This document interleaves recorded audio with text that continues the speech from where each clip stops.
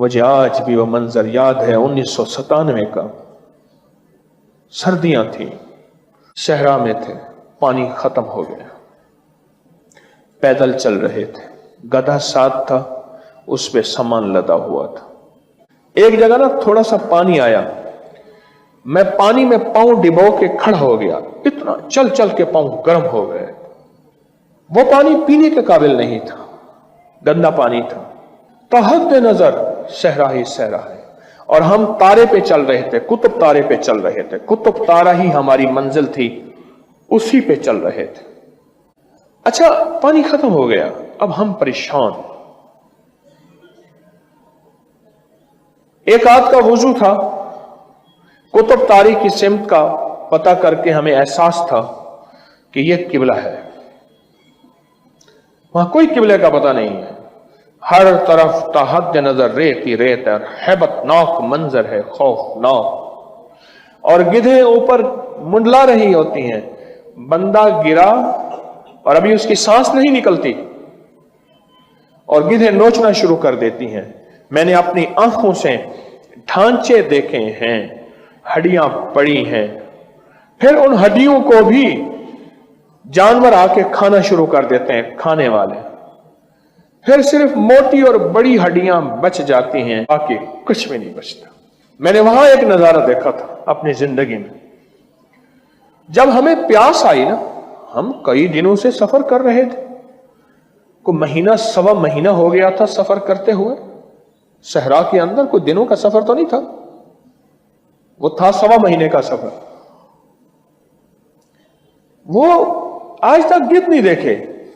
جب ہم پیاس سے نڈھال ہو گئے، گدھ ہمارے اوپر منڈلانے لگے، گدھوں کو پتہ چل گیا یہ پیاسے ہیں اور ابھی گرنے والے ہیں، اور ہم میں سے 3-4 بندے گر گئے تھے، بس ایسے پکڑے پڑے، بس سانس ہل رہی تھی، ان کی سانسیں ہل رہی تھی، اور جو ہمت والے تھے وہ تھے۔ اب طے ہوا کہ 2 رکعت نماز نفل پڑھ کے سورۃ یاسین پڑھیں۔ 2 رکعت نماز نفل پڑھ کے سورۃ یاسین پڑھیں، یہ طے ہوا۔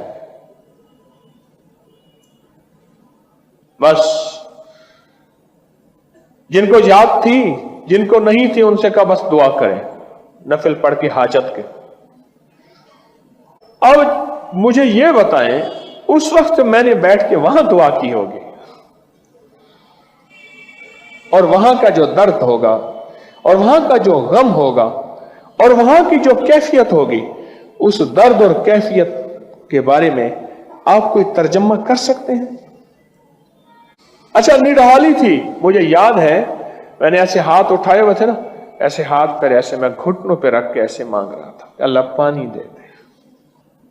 وہاں کا ایک صحرائی بھی ہمارے ساتھ تھا، صحرائی، اور وہ بھی بے بس ہو چکا تھا، حالانکہ صحرائیوں کے پاس بڑی تدبیریں ہوتی ہیں۔ ابھی دعا مانگ ہی رہے تھے، تھوڑی دیر کے بعد کہنے لگا بوزر آ رہا ہے، بوزر۔ ایسے اس نے نا اپنے کانوں کو زمین کے ساتھ لگایا، کہنے لگا کہ 30-40 میل کی آواز میں کانوں سے سن لیتا ہوں کہ گھوڑا ہے، گدھا ہے، کیا ہے۔ کہنے لگا پانی آ رہا ہے کہیں سے، پتہ نہیں پانی کہاں سے آئے گا۔ ٹینکر پانی کا وہاں کی جو چیک پوسٹیں ہوتی ہیں ان کو پانی سپلائی دیتا ہے۔ اچھا تھوڑی دیر ہوئی، خود آواز ہم نے بھی سننا شروع کی، کھڑے ہو گئے اور دیکھنے لگے، اور سامنے آ گیا اور وہ ہماری طرف آ کے رکا، اور فوراً اس نے پوچھا پانی ہے؟ انہوں نے کہا نہیں ہے۔